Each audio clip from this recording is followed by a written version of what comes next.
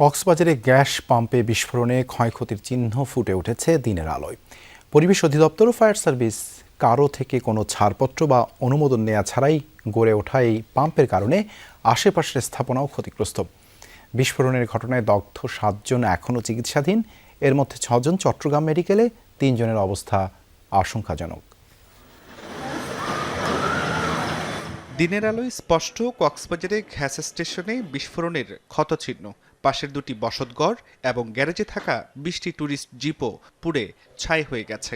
Gas স্টেশনটি স্থাপনে পরিবেশ অধিদপ্তর ও ফায়ার সার্ভিস কারো থেকে কোনো ছাড়পত্র বা অনুমোদন নেওয়া হয়নি বলে জানিয়েছে এসব সংস্থা। এমন বিজলির মতো একটা আগুন আসছে যেটা কেউ আশাবাদী ছিল না। আমার পরিবার একদম বলা যায় নিঃস্ব হয়ে গেছে। আমার ফ্রিজ থেকে শুরু করে সবগুলি শেষ। দগ্ধদের মধ্যে একজন কক্সবাজার সদর হাসপাতালে চিকিৎসাধীন, 3 জন প্রাথমিক চিকিৎসা নিয়ে বাড়ি ফিরেছেন।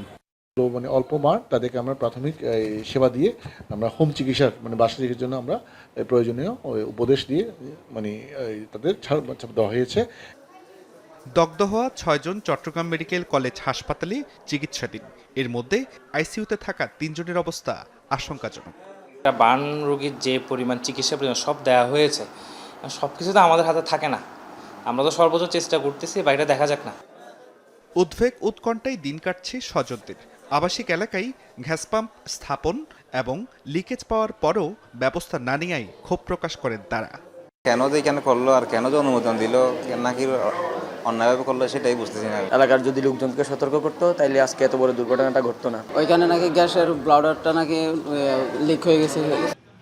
বুধবার রাতে কক্সবাজারের কলাতলী এলাকায় এন আলম এলপিজি গ্যাস পাম্পে ভয়াবহ বিস্ফোরণে অন্তত 10 জন দগ্ধ হয়। বিস্ফোরণের ঘটনা তদন্তে গঠিত 5 কমিটিকে 7 দিনের মধ্যে প্রতিবেদন দিতে বলা হয়েছে।